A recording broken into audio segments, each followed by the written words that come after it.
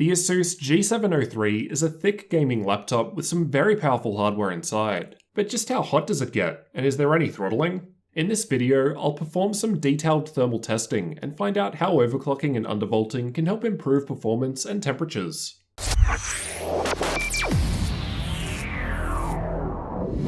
In my configuration here, I've got the Intel i9-8950HK CPU with NVIDIA GTX 1080 graphics, so expect different results with different hardware.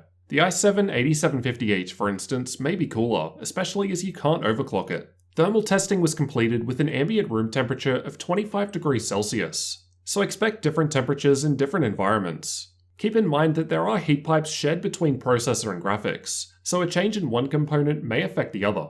I've tested both balanced and overboost modes. Balanced mode is basically with stock settings, while overboost mode would max out the fans and overclock the graphics by 100 MHz on the core. It was also overclocked to 4.8 GHz on all cores out of the box, up from the default 4.3 GHz all-core turbo speed of the i9-8950HK.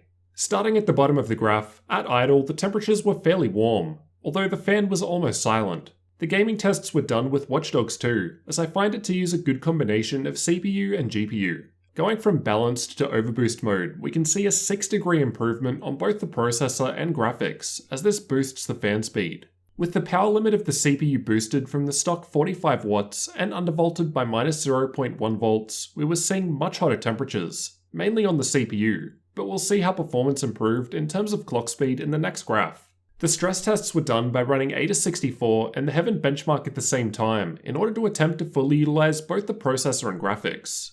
The lowest most stress test result at stock was power limit throttling at the 45 watt TDP, but also had occasional thermal throttling at 94 degrees Celsius. Once overboost mode is enabled and we boost the power limits, the CPU was constantly thermal throttling at 98 degrees Celsius when under these high levels of load, even with the fans maxed out or -0.1 volt undervolt applied.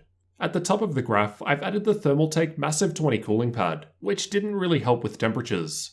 These are the average clock speeds for the same tests just shown. Up the top, we can see that with the cooling pad in use, we do get the best performance. Although the CPU was still thermal throttling, it was throttling less due to the extra cooling, getting 200 MHz higher CPU clock speeds on all 6 cores. This is actually quite impressive. Yes, it's running hot, but this is also very nice performance for a laptop. The 8950HK has an all-core turbo speed of 4.3 GHz on all 6 cores, so be able to go beyond this even under this worst-case stress test is a decent result. Otherwise, in general, we can see higher clock speeds with overboost mode enabled, as this increases the fan speed, which addresses the thermal throttling that was taking place in most tests. These are the clock speeds I got while just running CPU-only stress tests without any GPU load, and we're seeing higher clock speeds now as there's less heat in the system without the graphics contributing. With the -0.1 volt undervolt applied, it was possible to get 4 GHz on all 6 cores under stress test. Not bad, considering your typical 8750H tops out at 3.9 GHz. By boosting the power limit and undervolting together, it was possible to reach 4.6 GHz on all 6 cores. Not bad at all. Here are the temperatures for the same tests. And we can see that as soon as we boost the default 45 watt TDP, we're running into thermal throttling at 98 degrees Celsius. Even under a CPU-only workload, but as we just saw, we are getting some nice performance. To demonstrate how this translates into performance, I've got some Cinebench CPU benchmarks here, with the i7-8750H down the bottom for comparison. The single-core result with the i9 doesn't change, as we only see throttling under multi-core stress test. Power limit throttling prior to boosting the power limit, followed by thermal throttling with the power limit increased. Here are the GPU-only clock speeds while under a graphical-only stress test. And with a 150 MHz core overclock applied, on average there was a 140 MHz improvement under this workload. With the overclock applied, the temperature rose by a couple of degrees, but I never saw any thermal throttling on the graphics. So how does this performance boost actually translate into games? I've tested with the exact same Windows, Nvidia, and game updates installed. The only changes were the ones listed here. Far Cry 5 was tested using the built-in benchmark at 1080p, with the manual overclocks shown by the purple bars. There was a fair improvement to the 1% low in all but ultra settings with the manual settings, up to 10% with low settings for instance, and then a 3.6% improvement to average FPS at ultra. There's not too much of a difference as we're only running at 1080p, and the stock results already have some overclocks applied due to the nature of overboost mode, but we can get a small boost with the manual tweaks. As for the external temperatures where you'll actually be putting your hands, at idle it was in the low 30s. While gaming and under stress test, it got to the mid 40s in the center. Honestly, not too bad considering the temperatures inside. Although we can see a fair bit of hot air coming out from the right directly under your mouse hand if you're right-handed. As for the fan noise produced by the laptop, I'll let you have a listen to some of these tests.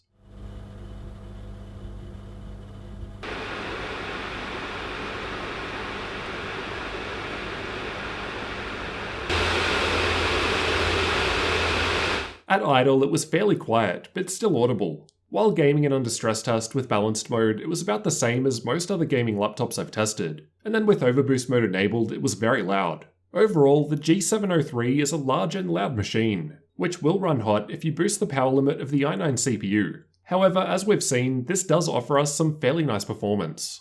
These differences in performance shown aren't hard and fast rules. There are different factors which will vary results. Primarily the temperature of the room you're running in, application of thermal paste, and even the specific hardware, which comes down to the silicon lottery. You may not be able to undervolt or overclock your hardware the same as me. It depends on the chip and its specific power requirements. So don't just blindly copy my settings, and do some testing and find out where your stable point is for best results. It may be possible to further improve temperatures by swapping the thermal paste. However, as this is a review unit, I'm not able to try that. If I change the paste, the next reviewer will unknowingly report incorrect thermal results due to what I've done.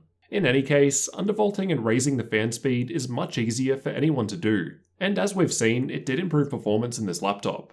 Let me know how much of a performance boost you found by undervolting your hardware, and what you thought of the improvements here. And don't forget to subscribe for the full review of the ASUS G703 gaming laptop, as well as future tech videos like this one.